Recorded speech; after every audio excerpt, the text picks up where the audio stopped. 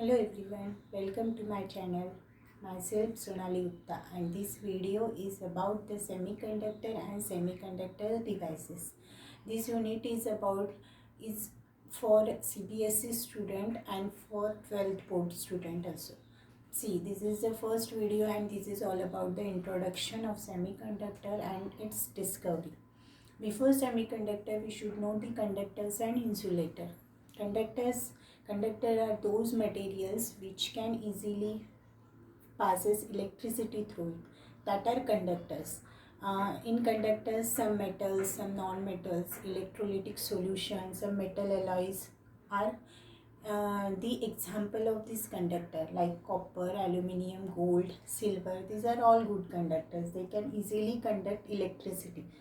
Uh, Opposite to conductor, there is the insulator. These insulator are those material which cannot easily conduct electricity, from which electricity does not flow. That are insulator. Insulator example of these insulators are rubber, plastic, copper, rubber, plastic, glass, ceramic. These are all the insulators.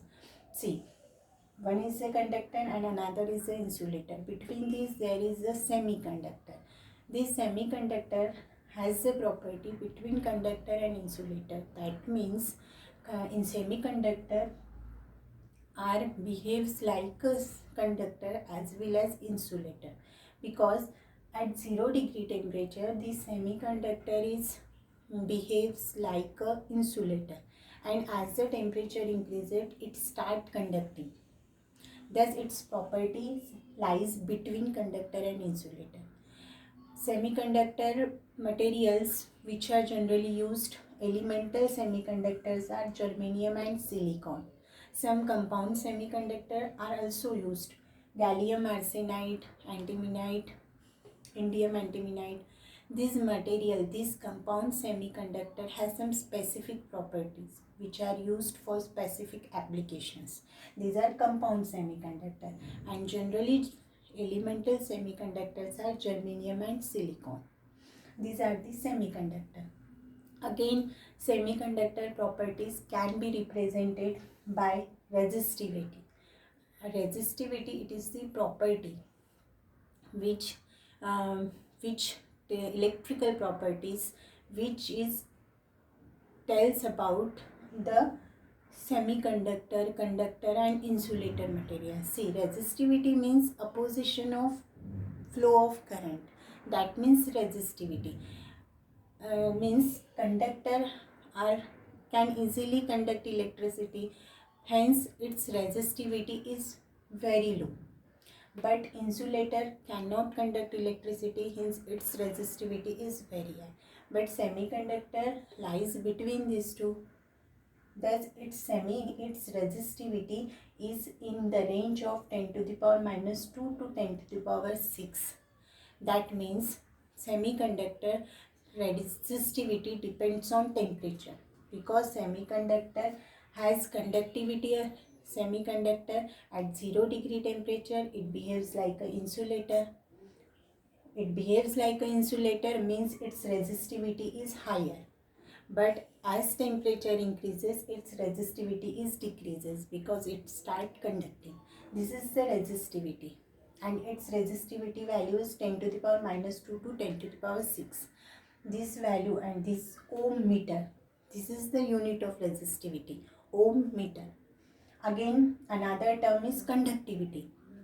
Resistivity and conductivity both are inversely proportional to each other. If resistivity increases, conductivity decreases. If resistivity decreases, conductivity increases. If resistivity value of semiconductor is 10 to the power minus 2 to 10 to the power 6, then conductivity value of semiconductor is 10 to the power minus 2 to 10 to the power 2 and to 10 to the power minus 6, because they are inversely proportional to each other. Hence its value is also inverse. Here 10 to the power minus 2, so here 10 to the power plus 2. Here 10 to the power 6, so here 10 to the power minus 6.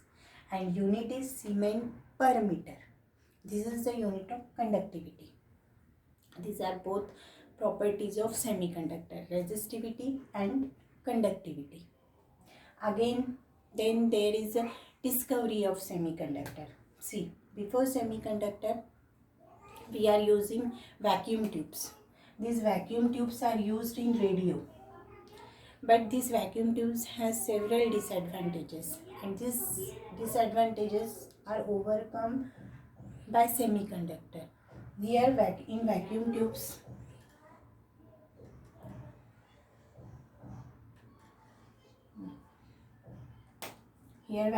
we are using two terminal.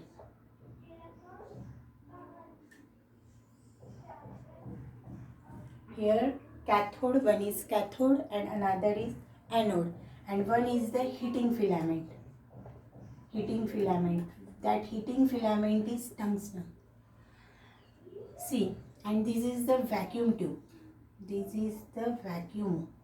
This space is vacuum. So its size is very bulky. Again, here we are using heating filament. It work on high voltage. Hence, its life is very less. These are all the advantages, disadvantages of these vacuum tubes, which are overcome by using semiconductor. Then, before the discovery of at the starting period, we are using only germanium as the semiconductor material. But while using this semiconductor germanium as a semiconductor material, there is some problem occurred with this material. It gives high leakage current at moderate temperature. Thus, this germanium is replaced by silicon.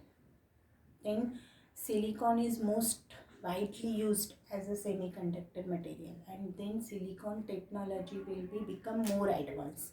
And SiO2, this is the most used silicon insulator. This is most widely used SiO2 as a silicon insulator. See, again, these compound semiconductor are also used for some specific electrical and some optoelectronics devices. This material gives some specific properties and that are used in radio frequency applications. Gallium arsenide, indium antimonide, these are all the compound semiconductors and which are used for radio frequency applications. These are the again at the starting period, this semiconductor only two terminal devices are manufactured. Two terminal devices mean diode, rectifiers. These are the two terminal devices. But then at 1960s, three terminal devices are also manufactured, and they are BJT, bipolar junction transistor. Discovery of BJT occurred, and this is the terminal devices. This BJT is used for many applications, several applications. This is all about the discovery of semiconductor. Then mobility of in semiconductors. See, generally in conductor, conduction of current is only due to electrons, but in semiconductor, conduction of current is due to electrons and holes. These both contribute to the conduction of current. These electrons are negative charge particle and these holes are positive charge particle. In conductor, we see that current conduction is only due to electrons, but in semiconductor, current conduction is due to both electrons and holes. Electrons are negative charge particle and holes are positive charge particle. This both carries conduction in semiconductor, and then these both charges are equal in magnitude but opposite in direction. Electrons and holes both are equal in magnitude but opposite in direction. This is the current conduction in semiconductor. Again, mobility. See, in semiconductor, mobility of electron is higher than mobility of holes. This is happened because there is some scattering mechanism That's why mobility of electron is higher than the mobility of holes, because holes are tightly bound to the nucleus, so they cannot easily mobile, easily cannot be easily displaced, but electrons can easily move. Hence mobility of electron is higher than mobility of holes. This is happening semiconductor, and this is all about we see in band energy. Next topic of this semiconductor is about band gap energy. This band gap energy gives difference between conductor, semiconductor and insulator. That means with the use of that band gap we can differentiate these materials. So your next topic is band gap, and in that we study this in detail. Mobility of electrons, mobility of holes, what happen in conductor, in semiconductor and insulator in through band gap. So your next topic is about band gap. We see in next lecture band gap of semiconductor, conductor and insulator. So this is this is all about the semiconductor. Okay then, thank you. We will see you in next video. Okay.